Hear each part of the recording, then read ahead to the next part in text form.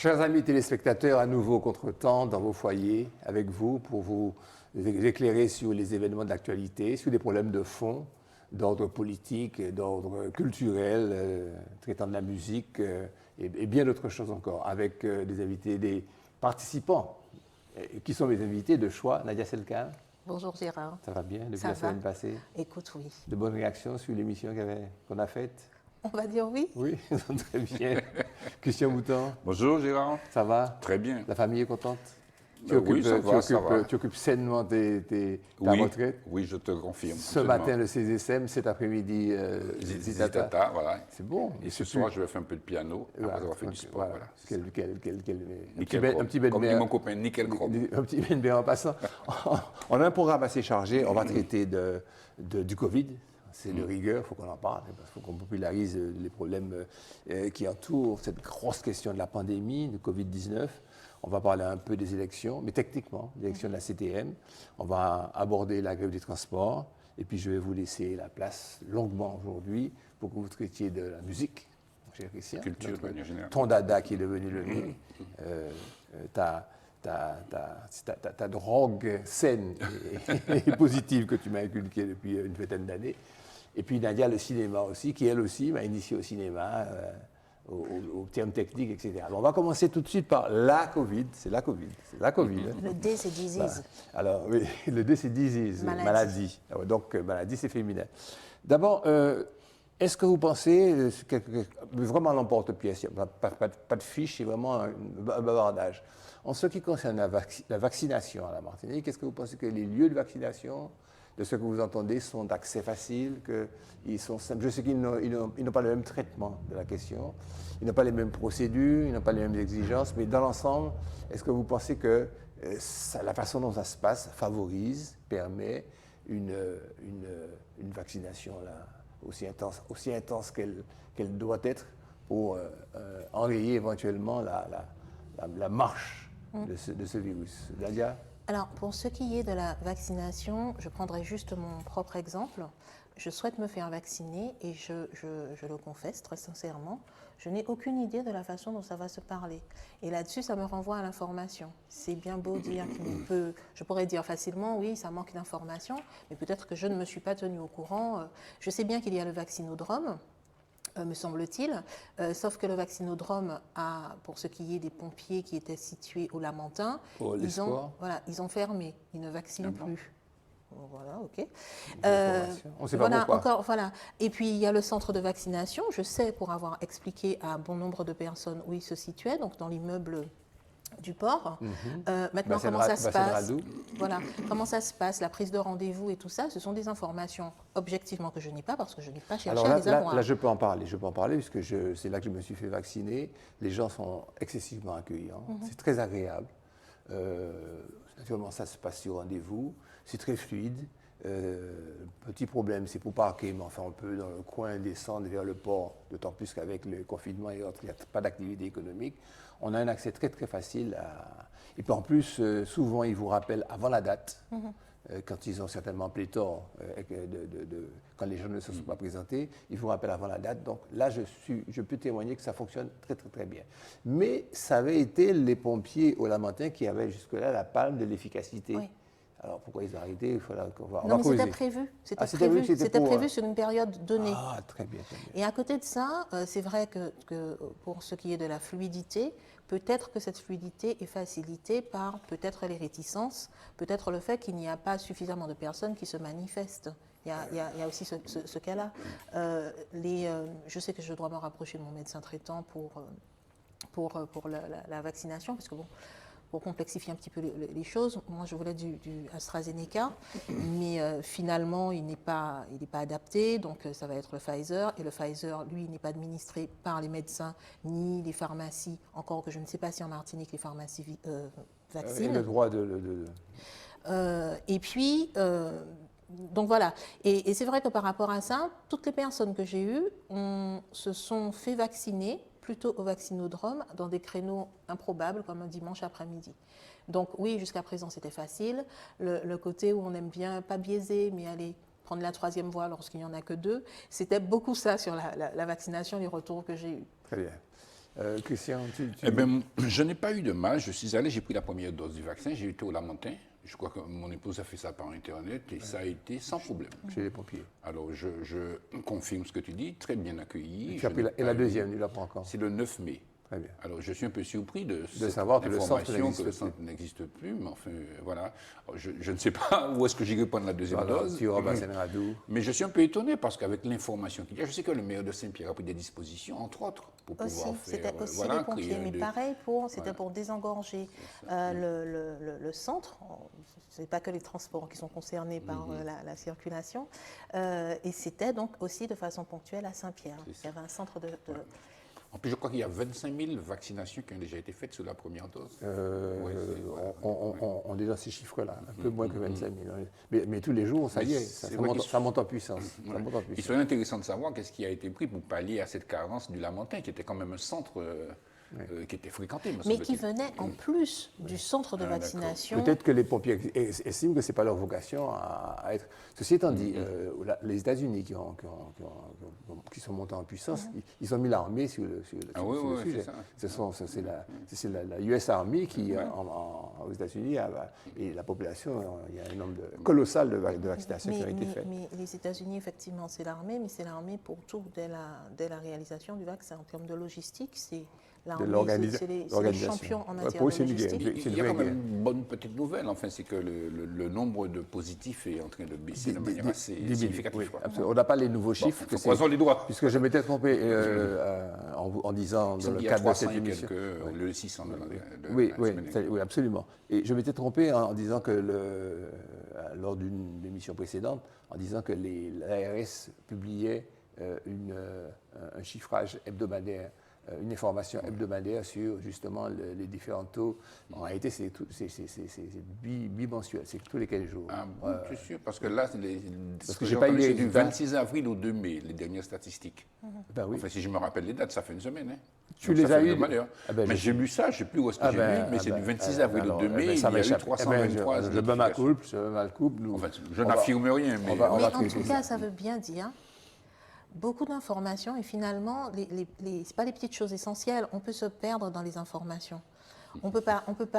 Alors, ce serait facile de dire, il n'y a pas l'info. Oui, il y a l'info, mais parfois, il y a tellement d'informations qu'on ne sait plus, on s'y retrouve plus. En parlant tu me tends la perche. Comment quand la première fois et la seconde, quand on apprend qu'il y aura confinement, comment percevez-vous les instructions précises? Par exemple, les fermetures de surface de magasins. Quels critères, pensez-vous, qui conduisent les autorités à décider que par exemple, les fleuristes vont rester ouverts, que les bureaux de tabac vont rester ouverts, que les librairies, ça ne me dérange pas, au contraire, que les librairies et les disquaires vont rester ouverts, que les coiffeurs vont rester ouverts, on voit quand même confinés. Non. Service de coiffure, c'est indispensable. C'est indispensable. Ces coiffeurs, c'est indispensable. Paradoxalement, les esthéticiennes sont fermées. Et pourquoi pas? L'esthétique, c'est moins. Les cheveux, c'est plus important que l'esthétique. Voilà, ça c'est paradoxal. Mais qui prend cette décision? Un panel de femmes, d'hommes? Enfin, on ne saura jamais. Voilà. Non, mais je pense qu'il y a des services compétents dans les autorités publiques qui, en fonction d'un certain nombre de critères, j'ai envie de dire, en premier élément, c'est éviter les endroits où il y a la foule. Voilà. Tu me dis qu'à les supermarchés, il y a bien du monde, mais peut-être aussi, on voit bien qu'ils sont très balisés. En respectant les choses. Je suis allé à la galerie hier, c'est pas évident non plus. Je veux dire, tous les autres, dans les centres commerciaux, tous les autres magasins sont fermés. Alors, j'ai mal exposé la question. Le principe est que seuls les commerces vendant des biens et services de première nécessité peuvent rester ouverts. C'est ça. De première nécessité. Voilà, c'est déjà un critère. Voilà, moi, je milite pour les esthéticiens. Alors, à partir de ce critère, on voit la déclinaison, je vois que les fleuristes sont ouverts. Ça veut dire notre hyper mortuaire. Voilà, exactement. Il y a des enterrements. Oui, effectivement. Oui, c'est vrai, les pauvres mourir sans fleurs, déjà on meurt, puis sans fleurs. Mais attends, Gérard, on est au 3e confinement. On est au 3e confinement. Déjà? Oui, déjà. En mars à mai 2020, c'était le grand confinement national où toutes les régions de France et de Navarre étaient fermées et même les écoles étaient fermées. Et c'était le bouleversement de la cité.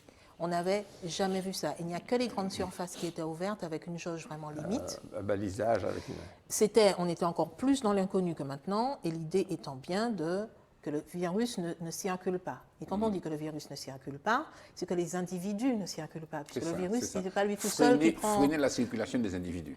Voilà. Ça. Et empêcher les rapprochements. Alors c'est vrai, le supermarché, c'est essentiel, effectivement. Oui, tout à fait.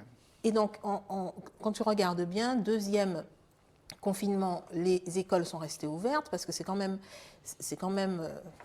des recettes fiscales, il faut le dire. En même temps, c'est l'éducation, c'est un programme. Oui, puis les parents n'iront pas au travail, mais ils sont avec les enfants. C'est complexe, il faut reconnaître la complexité de la chose. Hein. Oui, c'est vraiment toute la cité qui a été bouleversée. Deuxième confinement, il y avait plus de magasins, de commerces considérés de première nécessité. On se souvient du tollé des libraires et des librairies, puisque c'était la période des prix littéraires. Donc voilà, ça tombait très mal, c'était juste l'angoisse, tu restes chez toi, mais tu n'as pas le droit de lire, etc. Donc là, les choses s'assouplissent, et c'est vrai que, bon, je faisais la boutade sur les esthéticiennes, mais c'est vrai que ça reste toujours la même idée, la même volonté de limiter la propagation. Oui, mais on a compris ça, Nadia. Mais quels sont les critères quand on te dit que les commerces de véhicules automobiles, pas les garages, les commerces, ils vendent des voitures, ça reste ouvert. Je veux bien qu'on ne veut pas porter. Mais parce qu'il n'y a pas forcément la foule dans ces commerces, je ne sais pas. Oui, mais c'est évident qu'il y a aussi des critères économiques aussi. Tu as des positions très en marche, toi. Non, je plaisante. Bon, les magasins, enfin, etc. Bon, c'est-à-dire, il faut des critères, et puis il faut fermer, et puis comme vous dites, il faut le principe. Mais je voulais quand même me mettre à la place de monsieur tout le monde, c'est dire, pourquoi moi? Enfin, pourquoi moi? Pourquoi pas là? Pourquoi celui-là peut aller vendre des bagnoles, et moi je ne veux pas vendre tel autre produit, etc. Le port du masque. Comment votre environnement, comment les gens, comment en Martinique, comment les gens supportent? Est-ce que vous sentez une montée en puissance du masque dans les lieux publics en plein... Moi, je sens un relâchement. Non, mais ceci dit, sans parler cinéma, tu es dans ta voiture, tu mets ton masque et tu sors, et tu ne vas pas faire un braquage.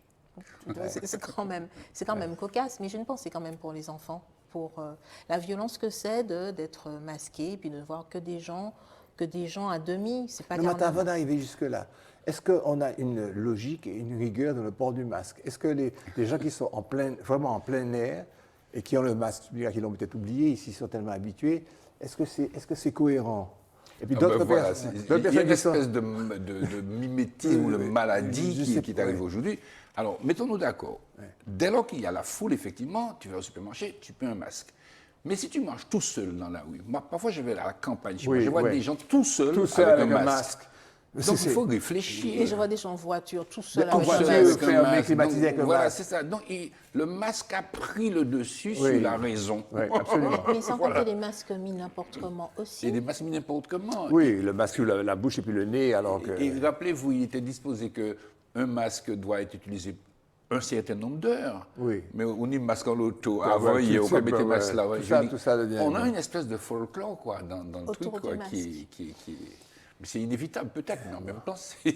Autre aspect, on y va au galop. Ce dont tu allais parler, c'est-à-dire les conséquences humaines et sociales, c'est la distanciation, peu de bisous, on ne s'embrasse plus. Ouais. Qu'est-ce qui va résulter de tout ça? Qu'est-ce qui va changer dans la relation? Est-ce que dès que ça va se calmer, on va s'en remettre à se faire du bisou, nounou? Ou est-ce qu'on va prendre l'habitude de... Et puis, est-ce qu'il n'y a pas des gens qui sont très contents de ne pas avoir à se pouponner comme ça? Je vous laisse la parole sur ça. C'est le règne des Alcestes qui a commencé. Tous les misanthropes qui n'aiment pas les gens. C'est heureux, et ça, on ne me touche pas, tu n'as pas le droit de toutes les façons. Et c'est hello, très américain. De loin, voilà. Ah oui, mais sans le hug, après. Alors, j'ai demandé à une femme une fois, mais je ne suis pas satisfaite de ne pas avoir des types qui viennent te faire des bisous tout le temps. Elle m'a répondu avec beaucoup d'innocence, non, moi non, dans l'ensemble, j'aimais bien les petits bisous. Elle me l'a dit devant son mari. Voilà. Mais c'est quand même un changement dans la façon de faire. Il y a une dame qui intervient parfois chez moi pour travailler un peu, et qui est adorable, et qui me dit, ah, M. Boutan, pas ni déjeuner dansant, pas ni déjeuner dansant. Ah ouais, ça c'est dur. Il y a beaucoup de gens qui allaient dans les déjeuners dansants, qui étaient véritablement des exutoires. voyez, et qui aujourd'hui attendent impatiemment que ça revienne, quoi, au-delà même du baiser. Hein, je veux dire. Absolument. C'est vrai que deux petits mots sur le pass sanitaire. Vous avez un petit peu travaillé la question. Est-ce que ça va changer? Est-ce que ça va modifier notre vie? Est-ce qu'avec le pass sanitaire, qui va être indispensable pour l'accès à des lieux où naturellement il y aura un nombre important de personnes, est-ce que cette question, bon, alors il y a un holà là-dessus, tête aux libertés. Écoutez, je le disais, je suis allé en Guyane énormément dans mon travail, et pour aller en Guyane, il faut la fièvre jaune. Ouais. C'est un pass sanitaire. Et puis, si tu n'y vas, si tu n'as pas la vaccination, il faut que tu aies le carnet jaune de la vaccination. Voilà, c'est ça. Voilà. C'est ça. Donc c'est un pass sanitaire. Ouais, ça existait déjà. Ça existait déjà. Donc maintenant, effectivement, circonstances particulières, je crois que si effectivement ce pass sanitaire peut permettre de voyager, peut permettre de faire reprendre, why not? Mais il faudra malgré tout continuer à respecter la distanciation sociale, conserver le masque, ça continue malgré tout. Bon, après, ça va quand même faciliter la vie. Très bien. C'est vrai, par exemple, ce que tu disais sur le vaccin de la fièvre jaune. Est-ce que tu imagines pour aller au restaurant, tu vas rejoindre tes amis, ah ben non, toi, tu n'as pas ton... Non, pour les restaurants, les lieux comme ça a été acté que ce ne sera pas. Voilà. Mais le pass sanitaire sera exigé pour les concerts, notamment. Ah oui, les concerts. Toutes les manifestations où effectivement il y a accumulation d'un public. Et puis pour voyager aussi. Pourquoi pas? Oui. Vous savez qu'en Espagne, il y a eu des concerts aussi. Oui. 5000 personnes avec pass sanitaire, en Angleterre également, je crois. Il y a eu avec des contrôles à l'entrée. Des contrôles à l'entrée, des contrôles de l'air pulsé. C'est ça. Nous allons aborder maintenant un morceau un petit peu difficile, mais il faut s'y coller si on veut informer les gens. Alors moi, ce qui justifie le traitement des élections à la CTM, c'est pas parler de tel qui est chef de... Pour le moment, on va y venir. Qui est chef de liste, chef de file ou d'un tel, etc. Il n'y a pas de femmes, il y a des femmes, quel est son programme et tout. C'est une illusion dont chacun se nourrit, et par là même les électeurs. Savoir que la CTM et les élections, ça serait, si vous voulez, la clé à toutes les évolutions possibles sur le plan économique, sur le plan social. Que la CTM, l'outil, qu'en réalité, ce sont les élus tels qu'ils l'ont fait fonctionner jusqu'à maintenant, qui ont obéré, qui ont empêché son épanouissement, enfin, que l'outil satisfasse absolument les besoins économiques et autres de la Martinique. Comme si on a totalement oublié les premiers pas et les prémices de la CTM, où des gens, notamment, je ne vais pas faire la publicité, Claude Lise, avait répété à sa cité que l'outil n'est pas bon, que l'outil ne va pas fonctionner tel qu'il est, tel qu'il a été décidé, tel qu'il avait été souhaité originellement. Mais on ne peut pas nominaliser, pour faire un néologisme, le débat, mais tel qu'il s'est retrouvé, savoir avec un mode particulier de gouvernance. Alors, c'est un peu technique, je vais un peu me pencher sur ma fiche. C'est un mode basé sur la séparation des pouvoirs, vous l'avez bien vu. Il y a de côté le président de l'exécutif, alors on va dire des noms maintenant, Alfred Marie-Jeanne, et puis le président de l'Assemblée, Claude Lise. Un système qui a été prévu pour ce qui initialement avait été voulu par les élus, savoir un système d'autonomie, et un système donc basé sur l'article 74 de la Constitution. Parce que les territoires qui ont choisi ce système, notamment Nouvelle-Calédonie, etc., ils ont ce qui s'appelle la possibilité législative de Nouvelle-Calédonie n'a pas eu le statut de département. Oui, qui était déjà territoire, mais enfin, disons qu'ils étaient déjà au cadre départemental, ils étaient déjà effectivement territoire avec un système de séparation des pouvoirs, le législatif d'un côté. Ils font des lois, ils faisaient des lois, ils font des lois pour leur pays. Et donc on a plaqué sur notre réalité où on ne fait pas de loi et où on continue à fonctionner. C'est une assemblée unique, mais qui n'est pas propre. Dans son fonctionnement à un territoire qui a un certain pouvoir, et ça crée, et on a donc tiré, si vous voulez, c'est comme si on a tiré la couverture, l'un d'entre eux a tiré la couverture à lui, pour transformer ce système qui est un système qui devrait être un système traditionnel, savoir, vous le savez, bon, comme la Guyane l'a conservé, comme c'était avant, ici au conseil départemental général, alors une commission un président, une commission permanente qui réunit l'opposition, qui réunit tout le monde. Et c'est à partir de là donc que le système a été faussé. Premier problème. Ensuite, la Martinique, donc vous l'avez vu, a voulu rester dans l'identité législative, même bagaille que la France. Donc c'était ça. Souvenez-vous de ce concept qu'on a ressassé. C'est une loi de juillet 2011 qui avait créé un hybride, quoi, comme je vous l'ai expliqué, un texte qui était mal rédigé, alors je vais faire maintenant l'inventaire de tous les tchacs, de tous les dysfonctionnements. Les dysfonctionnements français. Une prime majoritaire de 11, celui qui a gagné, il a 11, il a 11 élus supplémentaires qui comme dans sa besace. Un fonctionnement au quotidien avec un ordre du jour qui est théoriquement de l'Assemblée, qui est théoriquement fixé par le président. Concrètement, ça devrait être Claude Lise, mais je ne prends pas parti dans le conflit entre les deux hommes. On le dit bien, nous on fait de la technique là maintenant. Il faut bien donner des noms aux gens pour qu'ils puissent rattacher la notion d'exécutif qu'ils comprennent ce que c'est, parce qu'il y a des gens qui ne savent même pas ce que ça veut dire. Et la notion d'Assemblée, donc pour l'instant, quand on voit Claude Lise, il est président de l'Assemblée, quand on voit Alfred Marie-Jeanne, il est président de l'exécutif. Bon. Alors donc c'est l'Assemblée qui donc, délibère sur un ordre du jour et ce serait normal qu'elle ait la totale maîtrise de son ordre du jour. En fait, l'exécutif a une sorte de priorité pour placer et dans l'ordre qui lui convient, parce qu'il y a de la stratégie de discussion. Alors vous voyez donc les querelles que ça avait donné, qu'on ne comprenait pas. Moi, je ne comprenais pas pourquoi ils chipotent comme ça. Mettez ça à n'importe qui sait où, qui sait, il faut traiter des problèmes, mais ce n'est pas vrai. Parce qu'il y a peut-être une progression dans l'analyse des sujets qui se rapportent à l'un à l'autre. Alors à ce niveau de la discussion, je vais vous laisser parler. On ne va pas traiter de toute la fiche aujourd'hui, on va en revenir là-dessus. Quelle est, grosso modo, si vous voulez, l'impression que les gens, que vous avez, et refléter un petit peu pour nos téléspectateurs, l'impression que l'on a de ce gros outil, comment il fonctionne. Nadia ? Tu as bien dit, un gros outil. Ouais. Mais je pense qu'il reste... non, mais enfin, je parle vraiment pour moi, à mon petit niveau. C'était un beau projet, un outil pour contribuer au développement de la Martinique avec vraiment les moyens de ses envies. Pas de ses envies, de ses... Voilà. Mais une grosse ambition, somme toute légitime, c'est-à-dire que tu veux de quelque chose, mais tu as les moyens aussi d'y aller. C'est ce que j'avais compris au départ. Et puis, à la suite de cela, il y a eu... en fait, on ne sait pas quoi, ou on ne sait plus. J'aimais beaucoup ce que tu précisais, il y a l'exécutif, mais on s'est perdu dans ça. On a assisté à une querelle de juristes pour expliquer quel était le meilleur cadre, donc article 73 ou 74.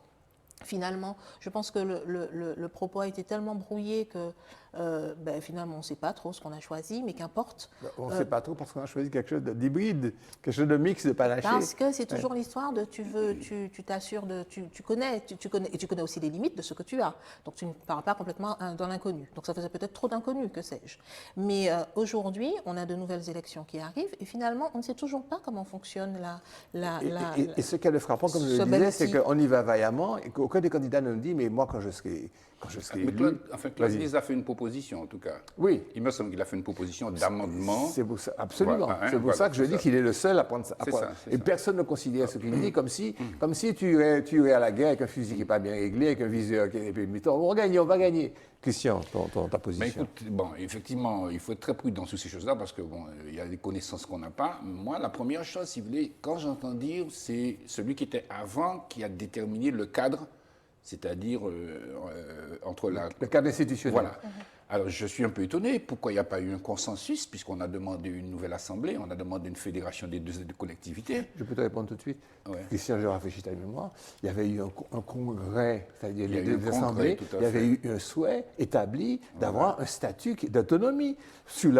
Donc, ça veut dire la traduction juridique, article 74, et puis séparation, effectivement, de l'exécutif et du pouvoir, et la possibilité de faire des adaptations de petites lois, ça s'appelait autrement, mais de légiférer un petit peu, et ça justifierait le fonctionnement tel qu'il est maintenant. Mais il me semble que le Congrès a abouti à l'élection de la nouvelle collectivité. Absolument. Okay. Ils sont revenus. Dès lors qu'on a fait l'élection de la nouvelle collectivité, comment ne pas trouver un système harmonieux entre les deux opérateurs, ou encore la commission permanente? C'est un choix qu'on a fait ici.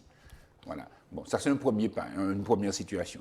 Deuxième situation, est-ce que effectivement, parce que le cadre législatif est comme ça, qu'on ne peut pas s'entendre? Là, on parle des hommes. Là, tu veux parler des hommes. Voilà. On s'était promis de ne pas parler des hommes. Non, mais je veux dire, on est tous des hommes. Gérard, on n'est pas toujours d'accord, mais quand on fait quelque chose, on se met d'accord pour le faire. Enfin, je sais, il ne faut pas mélanger. Pas en politique. Nous sommes dans la société civile. Oui, mais c'est ça. Alors, c'est pour ça que quand on dit là, pas la en politique, c'est plus... En politique, c'est quoi la politique? La politique, c'est l'art de construire la cité durablement. Pour le bien commun. Pour le bien commun. Ce n'est pas l'art de se chamailler. Ou de s'entendre. Ou de s'entendre. Voilà, c'est ça. Donc, on est 380 000 sur 1000 km², je le répète. Donc, il faut qu'on s'en sorte. Et on ne peut pas s'en sortir si on n'améliore pas notre fonctionnement spirituel, si je puis dire. Ce que dit Claude Lise, on va parler des hommes, il dit que, d'accord, c'est peut-être vrai que s'il y avait eu de la bonne volonté de tout le monde, etc., mais que le système lui-même, le système, les règles, les carences, les manquements de l'organe, de l'outil CTM, génèrent les dysfonctionnements auxquels on assiste. Alors, qu'est-ce qu'il dit, Yaghma Plaisir, de l'autre côté? Qu'est-ce qu'il dit, Marie-Jeanne? Les autres n'en parlent pas, mais c'est ça, je veux les interpeller. Alors, est-ce que c'est la définition de l'encadrement, disons, législatif, qui génère les turbulences, ou est-ce que c'est l'incapacité des Martiniquais à faire la paix entre eux? Enfin, c'est un ensemble des deux, mais lorsque tu as l'outil lui-même qui génère ces dysfonctionnements, il faut le changer alors. Oui, absolument, il faut, mais pas changer, il faut l'amender. Il faut l'amender. Il faut l'amender. C'est l'amender. L'outil est déjà, il faut l'amender par des lois, il faut donner grosso modo, il faut donner plus de pouvoir à l'Assemblée, il faut donner un pouvoir de contrôle, rééquilibrer, il faut donner un pouvoir de contrôle au quotidien à l'Assemblée, et non pas cette motion de défiance. C'est ça. Et s'il y a une motion de défiance, c'est avec des conditions moins strictes que ceux qui sont... Pardonne-moi, mais Macron a dit « arrangez-vous entre vous ». Mais c'est ça le problème, pas lui seulement, tous les autres, arrangez-vous. Oui. Donc il faut nous ranger entre nous, les hommes. À la limite, là, c'est ce qu'on dit. Là, on dit, mais on dit, mais fais bouchou, Gérard. C'est ça qu'on dit, ouais. Mais c'est vrai que c'est ça la solution. Il faut qu'on trouve les solutions de manière pacifique et intelligente. Tous les gouvernants qui ont été contactés, qui ont été consultés, ont dit, mais arrangez-vous. Mais c'est ça. Mais est-ce que ça tombe pas un peu sous le sens, comme disait Christian? C'est bon, on a vu par l'exemple, de manière empirique, les limites du système. Mais ce n'est pas parce qu'on a vu les limites du système qu'on ne peut fonctionner que dans ces limites. Mais je me demande si le fait d'avoir vu le limite du système, ceux qui vont prendre le pouvoir ne vont pas se dire « c'était très bien comme ça se passait avant. Ça m'arrange. Ça m'arrange. Si je suis à l'exécutif et si j'ai ma petite prime de 9 élus et que j'ai le pouvoir, l'Assemblée là-bas, venue du parquet, quitter ces messieurs moi là-bas, avec seulement 10 cadres. Alors qu'il y a 4000 employés à la collectivité globalement, l'Assemblée a 10 cadres, dont 2 fonctionnaires, 3 fonctionnaires de cadre A, 1 de cadre B, mais c'est une catastrophe.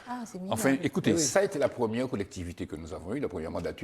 Il faut bien évidemment, je suis un peu naïf, mais prendre l'expérience de toutes ces anomalies pour essayer de rééquilibrer, parce qu'on a besoin d'être sur de bons rails. Mais puisse-t-il t'entendre? Bon, écoutez, on ne va pas régler, comme me dirait ma grand-mère, vous trouvez la vie à coucher ou pas qu'elle mette debout comme ça. Joli. On va pas régler ça comme ça. On va revenir là-dessus. Nous aurons peut-être l'occasion de recevoir, je t'en parlais, des postulants à la charge politique. Il y en a quand même. Hein. Il y a 14 listes. Il y a une liste ce matin. Il y a une liste de combat ouvrier avec Jean-Marie. Et puis il y a une liste du cuisinier, là, du restaurateur. Absolument. On est à 14 maintenant. Mais ça devrait faire 16. Hein. 16. Il y avait déjà 14, me semble-t-il. Moi, j'aimerais bien que les politologues, les grands grecs de la politique, je ne dirai pas leur nom, fassent une analyse de cette multiplicité de candidatures et de listes sur le mécanisme de l'élection et sur atteinte ou pas à la démocratie. C'est sûr que lorsqu'on voit des gens qui se présentent comme ça, on dit ah oui, ça va peut-être faire revivre la démocratie et autres, mais est-ce que ça va améliorer l'abstion? Est-ce que ça va empêcher? Ça va perdre aussi l'électorat. Bon, voilà, diviser. Est-ce qu'au point de vue vous vous souvenez des chiffres que vous avez donnés, il faut passer le chiffre 50%, 50% pour pouvoir amener ces voix quasiment à une liste et pour fusionner et pour passer le cap supérieur, aller au deuxième tour, il faut avoir 10%. Est-ce que cette fourchette difficile dans ce cadre... Mais il y a peut-être déjà des regroupements qui commencent à se faire. Il y a des discussions qui se sont faites. Tout le monde a parlé avec tout le monde. Madame Bellé qui dit qu'il va rejoindre une autre liste. Tout le monde a parlé avec tout le monde. Je vous le dis tout de suite. Hein. Même ceux qui semblent être... Je le dis aux auditeurs pour qu'ils le sachent. Hein. Vous allez prendre ça très au sérieux et puis vous croire que vous êtes des guerriers d'armée qui sont en guerre. Mais ce n'est pas vrai. Vous n'êtes pas des guerriers, vous êtes des citoyens qui avaient besoin de paix sociale, qui avaient besoin de bonheur.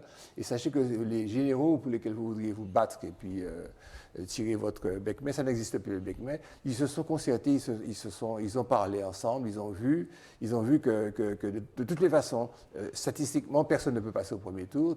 Premier tour, c'est une majorité plus une voix. Donc déjà, il faut préfigurer, il faut qu'on nous prenne aussi pour des gens adultes et sérieux, donc ils ne fassent pas semblant de se battre, puisqu'en réalité, sous cap, ils discutent pour voir comment ils vont. Et c'est bien qu'ils le fassent, parce qu'ils sont des gens civilisés.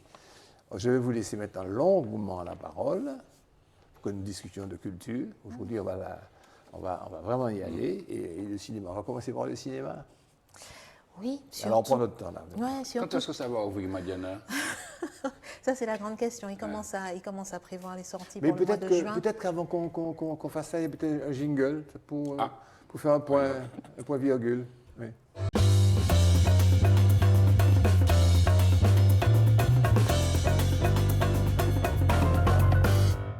Voilà, on va y arriver.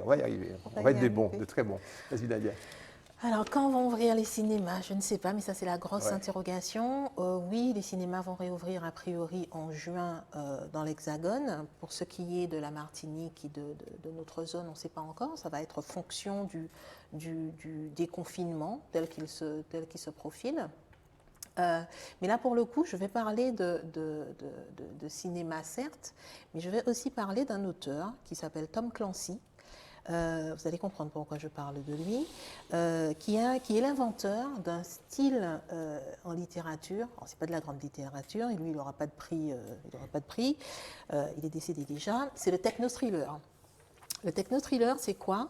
C'est toute la guerre froide, ça a été ça sa base, toute la guerre, mais vue par les analystes des services secrets, donc en l'occurrence CIA, puisque Tom Clancy était américain, et aussi du Pentagone. Donc il fait vraiment le lien entre l'armée, l'armée telle qu'on peut la voir à la télé, et le contre-espionnage.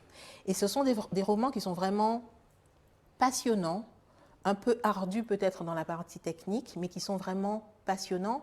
Et le cinéma ne s'y est pas trompé, puisque très rapidement, ces romans ont fait l'objet d'adaptations. On est bien entendu dans du cinéma d'action, et je vais dire, mais du cinéma d'action de qualité. Le premier film, c'était À la poursuite d'Octobre Rouge, donc une histoire de sous-marins. Les sous-marins, c'est en matière de guerre le cadre qu'on voit le moins souvent. Le moins souvent, ça fait rêver, c'est mystérieux. Et avec une distribution vraiment impeccable, puisque c'était feu Sean Connery et Alec Baldwin qui étaient à l'affiche. Et donc Tom Clancy a ces espèces de personnages un peu récurrents, l'analyste de la CIA, Jack Ryan, l'amiral l'amiral de l'armée qui est, alors c'est précisé vraiment dans les romans, ça on sait, c'est un noir qui s'appelle donc James Greer. J'insiste sur ça parce que c'est quand même James Earl Jones qui a pris le rôle. James Earl Jones, on ne le connaît peut-être pas beaucoup en Europe, etc. Mais ça reste une figure, c'est un monument pour les Américains.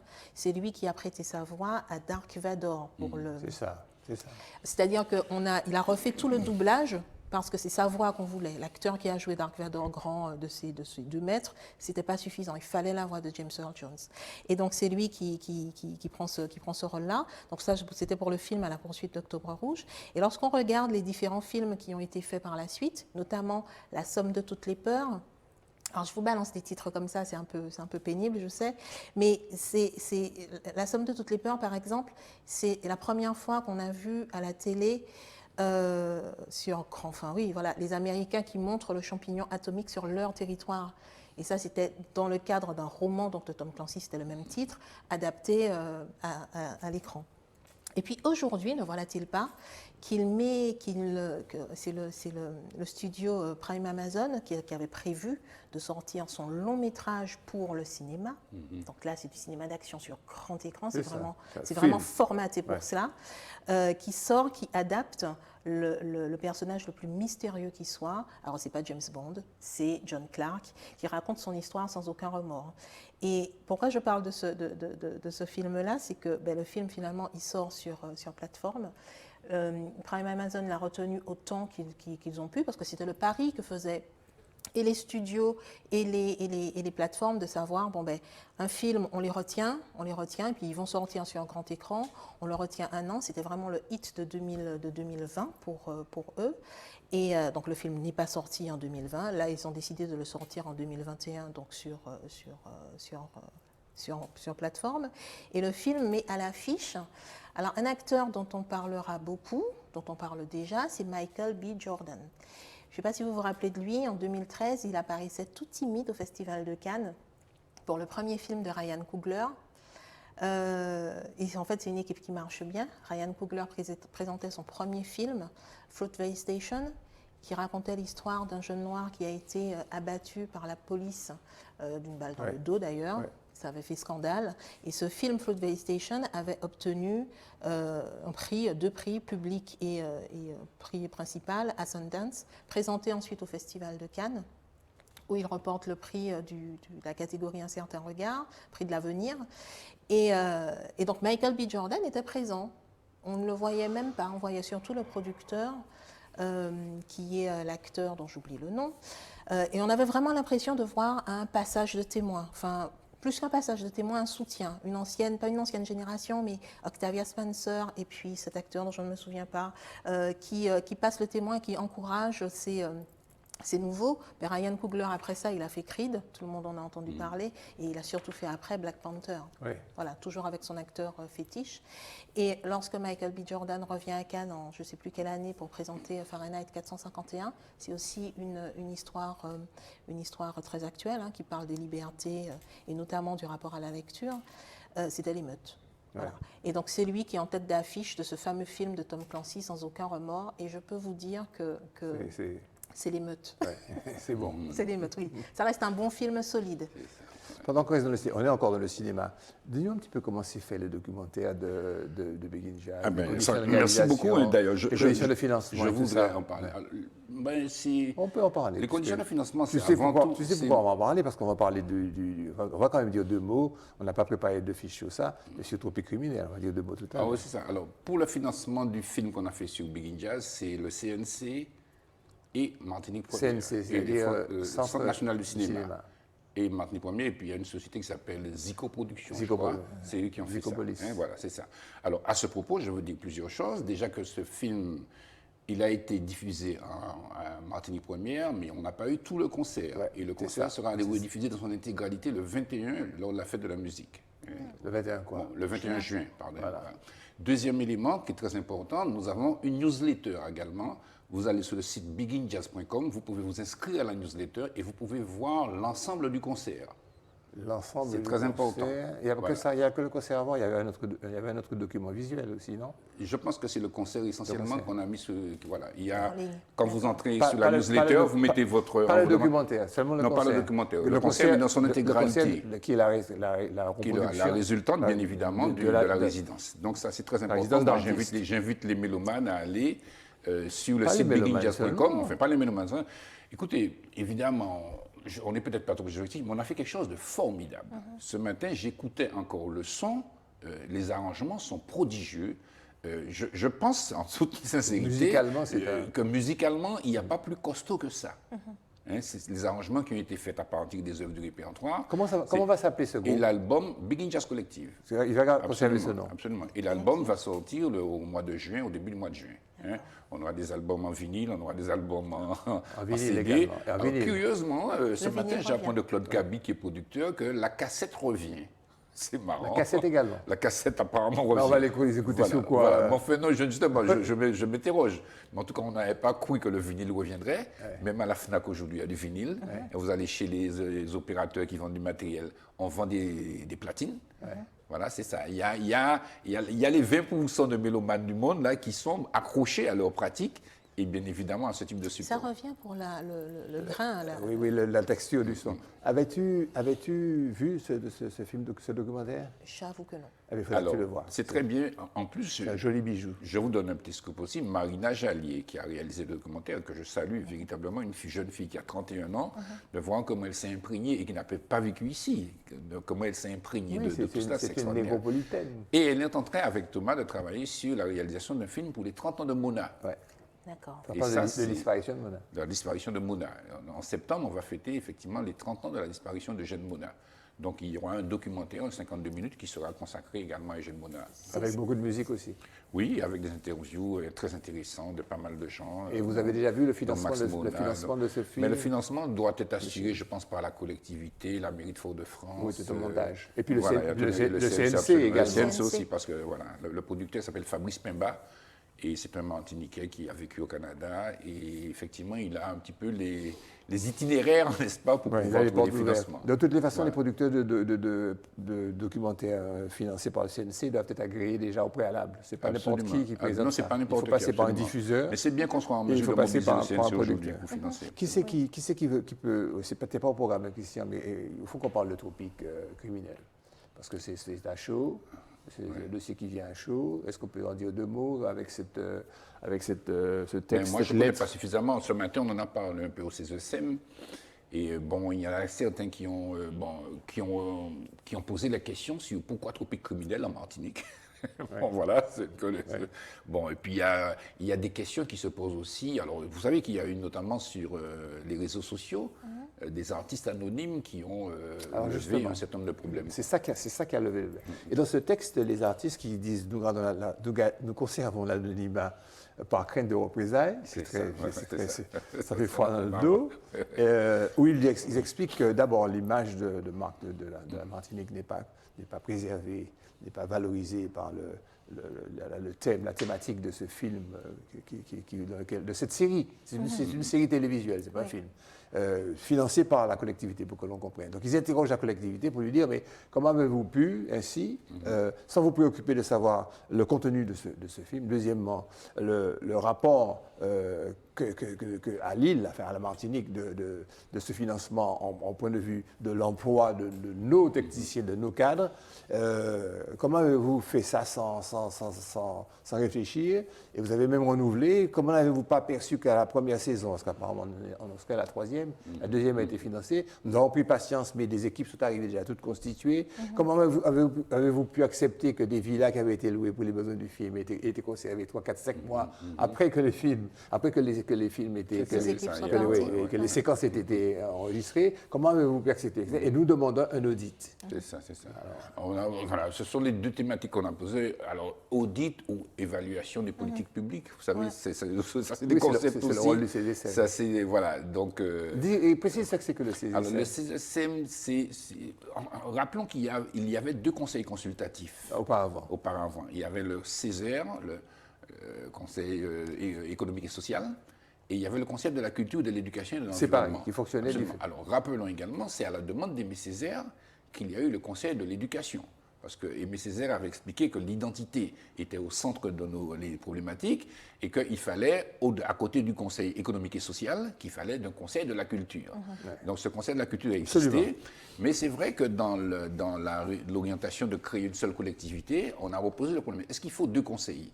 Donc on a répondu non et on a un seul conseil maintenant, qui est à la fois conseil de l'éducation, de la culture, mais économique et social. Donc il y a un seul conseil, c'est le CESEM. J'ai toujours du mal à faire conseil de l'éducation, de la culture, de l'écologie, etc. Ça prend 4 lignes. C'est ça, voilà. Mais pour le coup, Gérard, sur le sujet, en termes de cadre, il faut quand même rappeler, me semble-t-il, que enfin la Martinique, et quand je dis enfin, c'est parce que ça fait pas très longtemps. Un dispositif, tu parles tu reviens à tropique criminel, d'accord. Oui, il y a un bureau des tournages. Oui. Maintenant, il y a un bureau d'accueil des tournages. Ça veut dire quoi? Ça veut dire que la Martinique fait partie à une convention avec le CNC dont tu parlais, et donc peut accueillir des tournages, etc. Cela veut dire aussi que c'est la base pour le développement d'une filière. Si on accueille des tournages, ça veut dire que derrière, il faut comme si c'était une leçon, c'est pas le cas.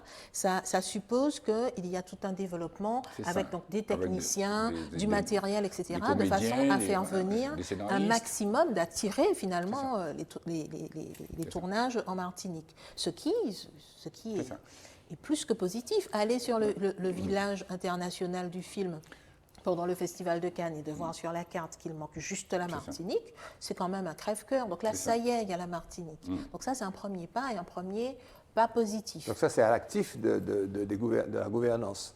Je donne de bons points à personne. Oui, non, mais c'est à l'actif, c'est pas un bon point, mais c'est moi, je suis d'accord. Mais qu'il y ait un bureau d'accueil des tournages, c'est très bien. Voilà, enfin, on en a un. Bon, maintenant, pour ce qui est du choix du fonctionnement de ce bureau des tournages. Alors, c'est vrai que aussi, de la même façon qu'on se dit développement des filières, on imagine clairement un producteur fait appel à la région. Bien entendu, ça se passe, on lui dit oui, non, enfin qu'importe. Oui, en l'occurrence, avec un certain nombre un cahier des charges. Avec une convention qui dispose d'un certain nombre de points, parmi lesquels, effectivement, on peut penser pas des postes, mais en tout cas, l'appui sur... Ne pas laisser la bride sur le coup pour le recrutement de l'encadrement technique et faire quelque chose de...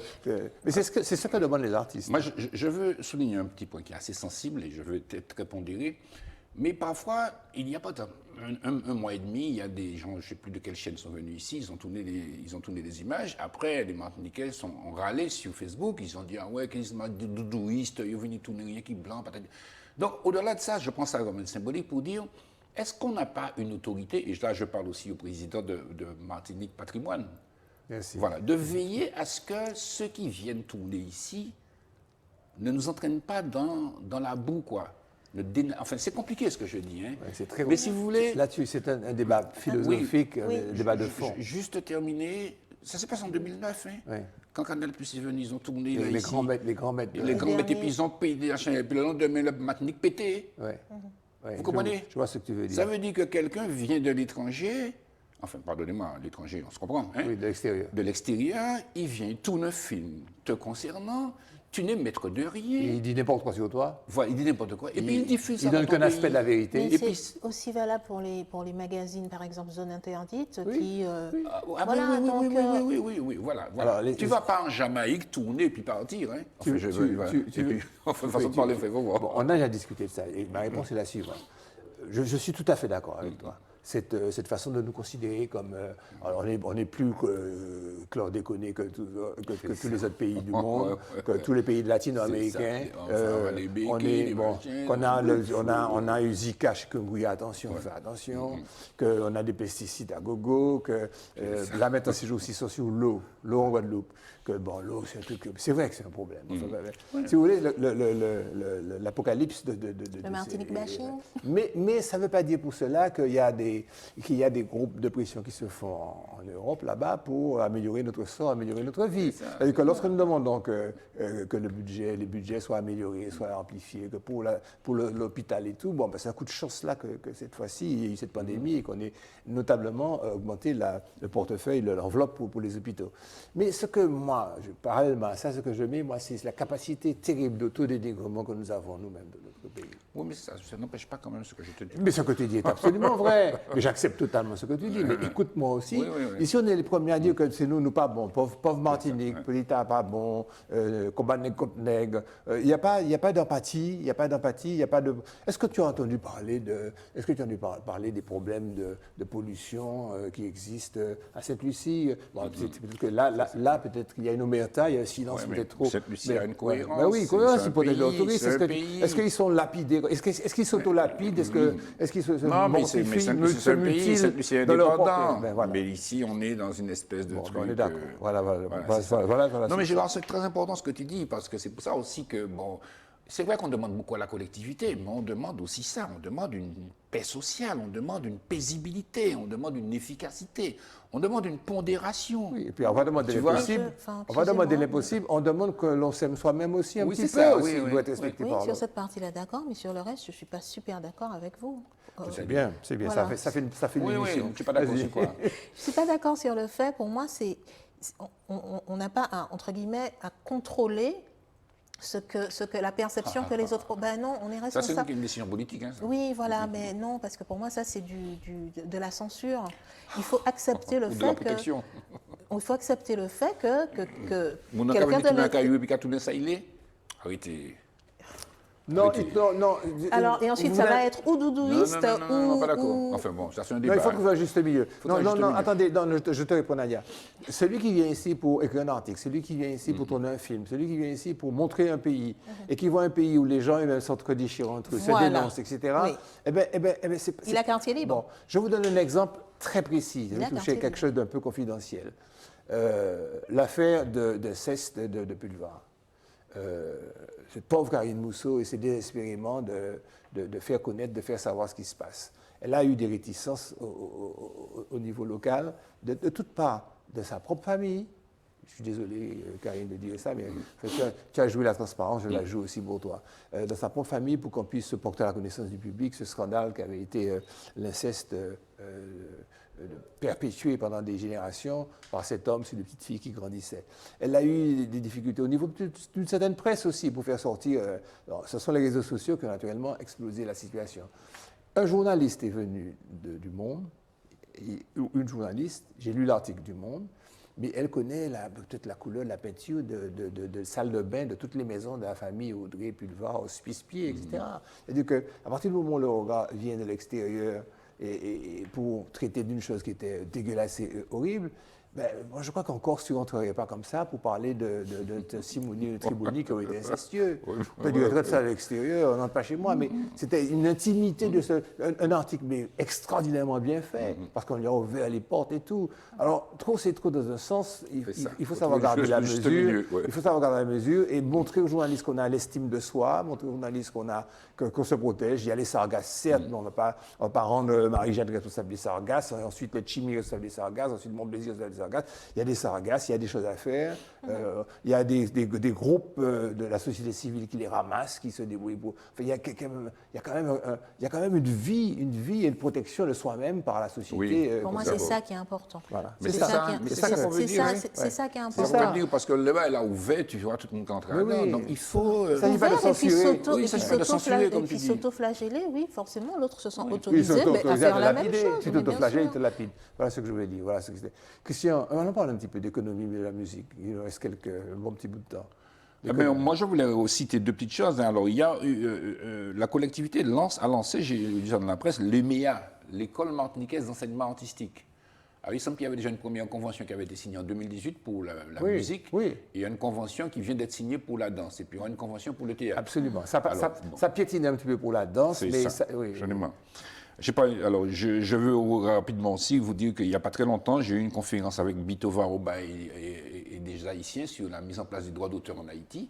Bitova se bat beaucoup pour ça, c'est quand même très méritant, puisque vous savez qu'il y a tellement de créateurs en Haïti, et effectivement, on est dans une situation économique et politique qui est très compliquée. Mais il ne demeure pas moins que les artistes veulent effectivement créer des outils structurants. Ça veut dire que toute la musique qu'ils font, pour rendre ça accessible aux gens, toutes les créations, toute la musique, toutes les compositions, le laine, chéri, tout ça, c'est pas protégé? C'est protégé par la SACEM, parce qu'ils sont membres de la SACEM. Mais il n'y a pas de société d'auteur en Haïti. En Haïti? Oui, absolument. Donc ceux qui sont les locaux, qui sont les Haïtiens en général sont membres de... Soit ils sont aux États-Unis, ils sont à la BMI, à la SCAP, les sociétés d'auteur américaines. En interne, dans le pays, il n'y a pas de... Dans le pays, il n'y en a pas. Pour un pays de 10 millions d'habitants, quand même, et puis une communauté... Qui consomme énormément de musique. Absolument.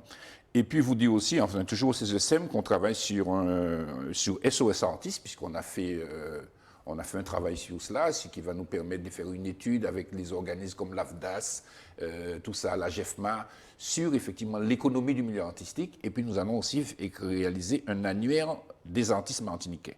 Voilà un petit peu ce que je voulais vous dire. Qu'est-ce que tu appelles l'économie?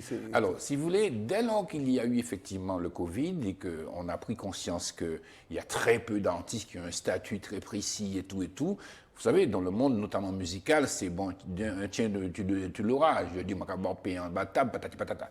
Donc, il y a une réalité, si vous voulez, où il y a un milieu artistique qui est très dynamique, mais qui n'est pas régularisé. On a du mal à voir les professionnels, des amateurs et tout. Donc, ça ne se fait pas comme ça. Quand on veut mettre en place des dispositifs, on se rend compte que ça va contribuer à renchérir considérablement le coût d'emploi des artistes.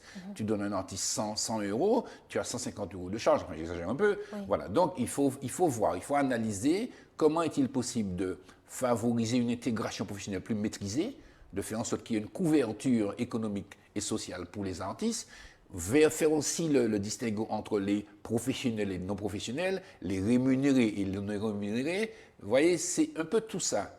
Et donc, on va peut-être profiter, si je puis dire, de cette situation, puisqu'on a bien vu que, même si la collectivité a mis en place des dispositifs pour soutenir les artistes, on a bien vu que dans les critères demandés, beaucoup d'artistes n'ont pas pu répondre aux critères. Vous voyez? Donc, on est dans un milieu. Le critère, ça voulait dire certainement être inscrit. Être inscrit en intermittent du spectacle, pour l'emploi, avoir un statut. Il y a la question des 525 heures que vous devez avoir. Enfin, il y a pas mal de choses comme ça. Donc, tout ça, si vous voulez, ça doit être, à mon avis, diagnostiqué. Il faut faire un grand audit sur la question de l'emploi des artistes et voir s'il y a des mesures juridiques, réglementaires, qui pourront, des améliorations qui pourront être faites, quoi, de manière à essayer et dans la perspective d'une embellie sanitaire, parlons un petit peu de l'importance du poids économique des artistes dans le cadre d'un développement économique touristique prospère. Ici, aux Antilles, avec la force de notre musique, quel poids ça peut avoir dans le développement économique du tourisme? Alors, tu poses une question. Il est certain que les questions qui sont liées à la synergie culture-tourisme sont des questions d'actualité. Cette année, avec la DAC et la CSSM, on a d'ailleurs fait un forum dessus. Ce sont des questions qu'on pose depuis longtemps. Hein. Donc aujourd'hui, il faut voir, comme l'Andalousie par exemple, l'Andalousie qui dit « je suis une destination culturelle ».